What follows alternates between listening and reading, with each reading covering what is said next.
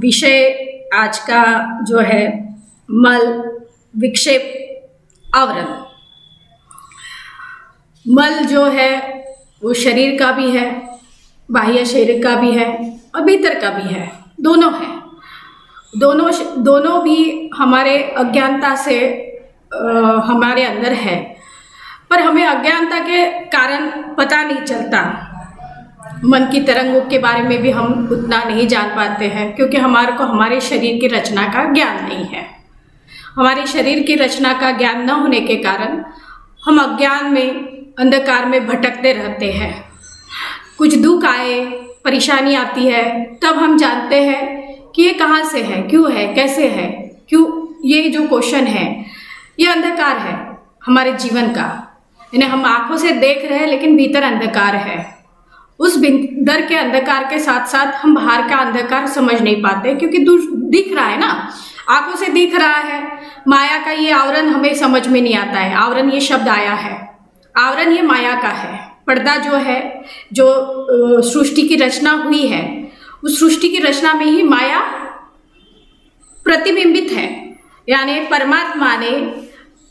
परमात्मा का जो आवरण है वह माया का है। हमारे अंदर जो भीतर परमात्मा का बिंदु है, बिंदु बोलते हैं, जो ब्रह्म कुमारी ने जो बोला है वो बिंदु है, और जो पूरा फैला है वो माया है, माया का आवरण है, उस ऊर्जा का स्रोत है कि जिससे ये माया से सृष्टि की रचना हुई है।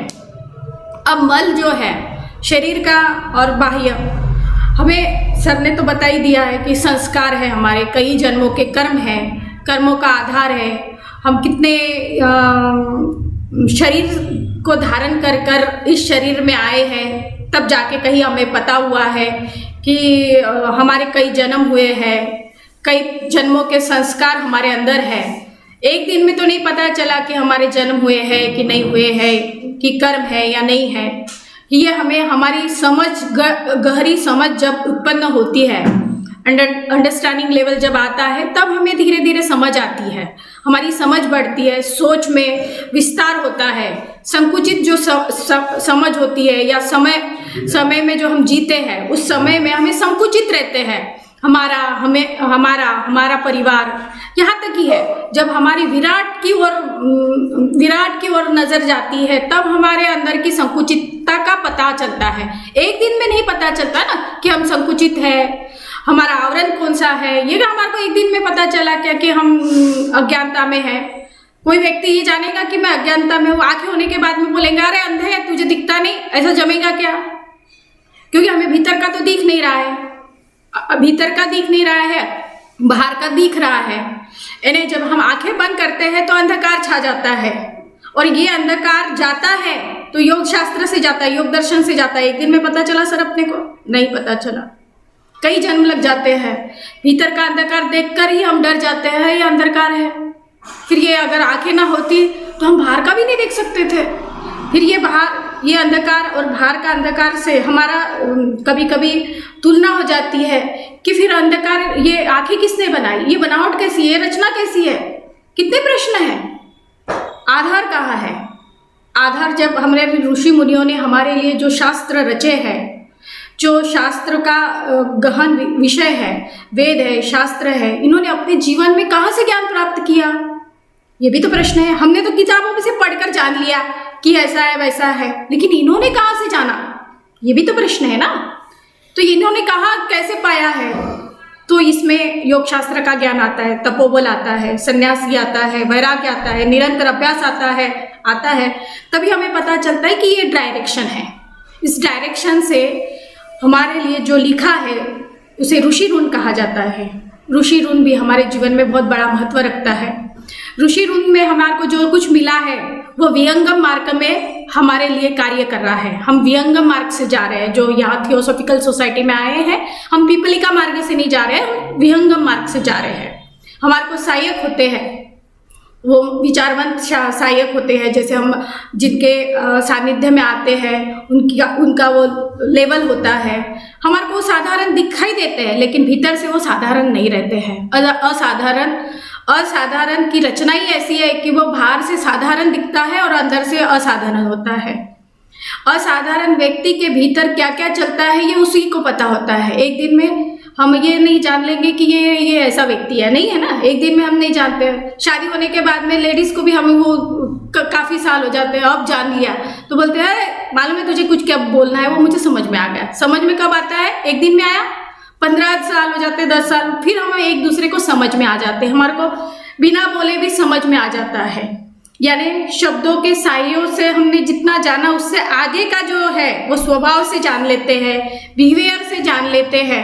इसकी जो समझ गहरी आती है, ये अंडरस्टैंडिंग जो लेवल बढ़ता है, ये हमारा निरंतर अभ्यास से बढ़ता है।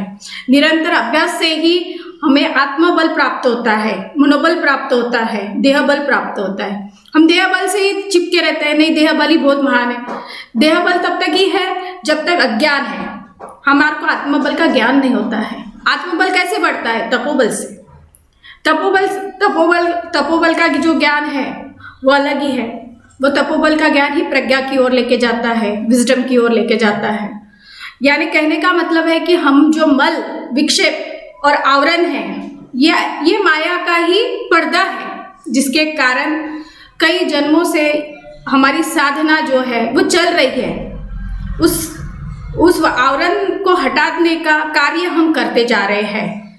उसके लिए अध्यात्म, आत्मज्ञान की ओर हमारी यात्रा चल रही है। जब मल की बात आती है तो हमारे मल में जो शरीर है, शरीर की सूक्ष्म देह है, स्थूल देह है। स्थूल देह की रचना में उसके पार्टिकल्स आते हैं, सूक्ष्म देह के अलग पार्टिकल्स आते हैं। फिर ये पार्टिकल्स जिससे बने हैं उसी के आधार पर जो प्राप्त हुआ है हमें, उसी आधार पर हमारा संस्कार है, उसी संस्कार के आधार पर रचना है हमारी। इस संस्कारों को जब रचना से इस रचना को समझते समझते हम कर्मों को समझते हैं, कर्म और पुनर्जन्म का दोनों का मिलाप ही है, तो धीरे धीरे हम ये समझ जाते हैं कि कर्म के सिद्धांत के अनुसार ही पुनर्जन्म प्राप्त होता है। पुनर्जन्म ये कर्म के आधार पर प्राप्त होता है, तो हम अपने कर्मों पे ज़्यादा फोकस करने लग जाते हैं। फिर कर्मों का आधार जो है सकाम कर्म से निष्काम कर्म की ओर लेके जाता है।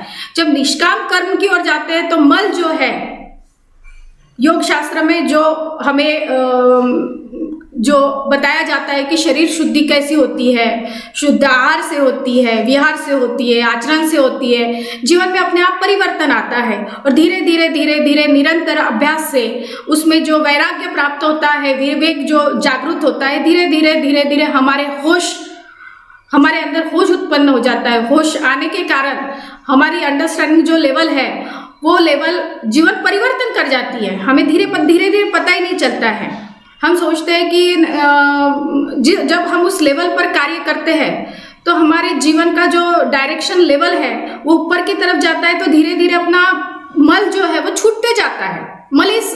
जो मलिनता है हमारे भीतर की, अंदर की, वो अपने आप छूटती है, छोड़ना नहीं पड़ता है, सिर्फ लेवल छोड़ दो। हम लेवल पे जब चलते हैं ना, पहली पारी छोड़ी, दूसरी पारी पे आ गए, दूसरी पारी पे तीसरी पारी आ गई है।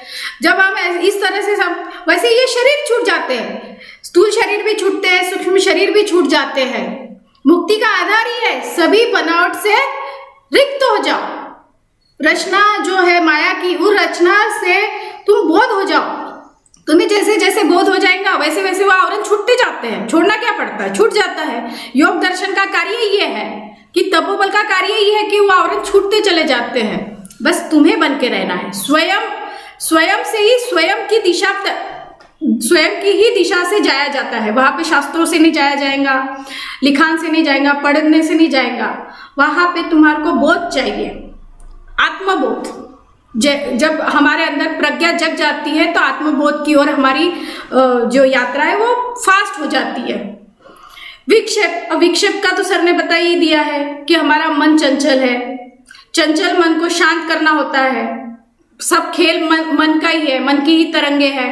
मन की तरंगों को अंतर्मुख करना है। जो बाहर विषयों की तरफ भाग रहा है, विषयासक्त है, आवरण किसका है? विषयों का है। ये कर्मेंद्रिय भाग रही है बाहर, ज्ञानेंद्रिय भाग रही है बाहर।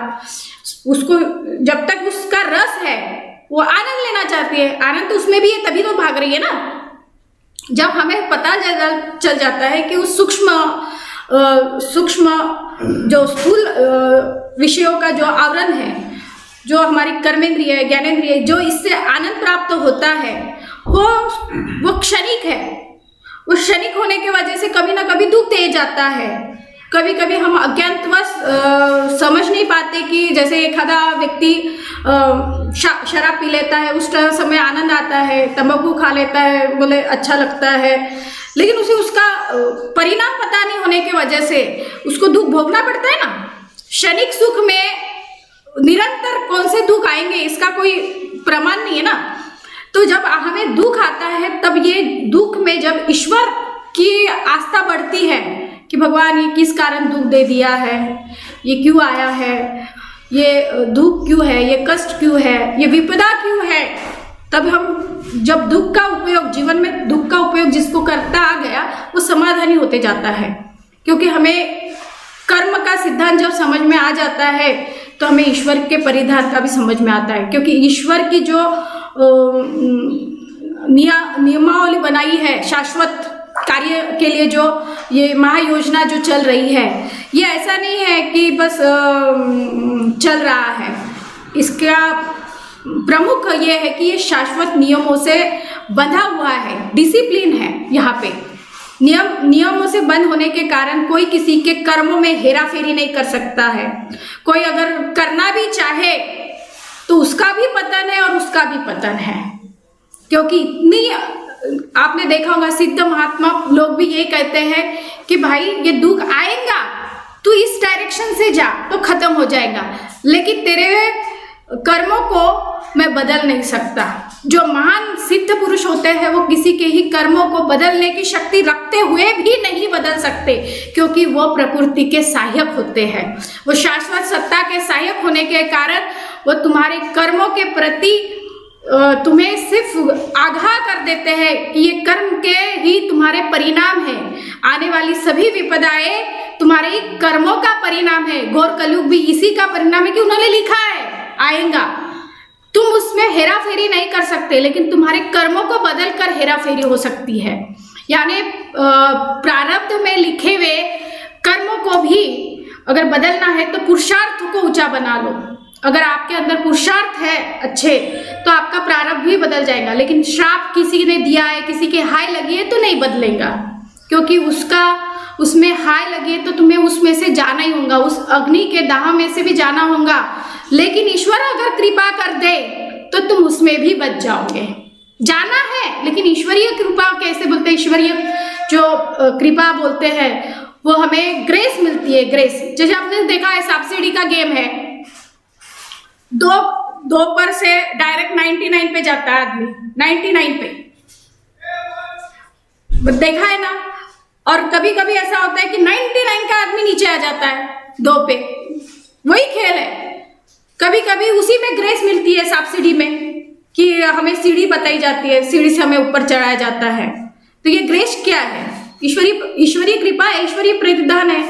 ये पुरुषार्थ जब ऊंचे हो जाते हैं तो अपने आप ईश्वर की अनुकंपा हमारे पर होने लग जाती है। ईश्वरीय अनुकंपा से ही हमारे जीवन में सभी आवरण धीरे धीरे हटने लग जाते हैं। सिर्फ हमारा कार्य यह है कि हमने इसमें ईश्वरीय जो खेल है, इस रचना में हमारे कर्म महत्वपूर्ण है, क्योंकि हम सकाम कर्म से निष्काम कर्म हो नहीं पाते हैं। हम संकुचित विद्या से जीते हैं और असंकुचित विद्या में हम हमारा ही स्वार्थ देखते हैं। पहले हम देखते हैं कि स्वार्थ हमारा पूरा होगा किसी पद से, किसी भी भ्रांति है हमारी कि हम उसको पकड़ कर चलते हैं, तब हमारे जीवन में उथल पुथल होती है। हम पूरी तरह से अबोध बालक की तरह हो नहीं पाते हैं, सरल हो नहीं पाते हैं। जब तक हम सरल हो नहीं पाते हैं, शरणागति पूर्ण होनी चाहिए ना। आवरण पूरे माया के हटने के लिए हमारी बहुत परीक्षा होती है।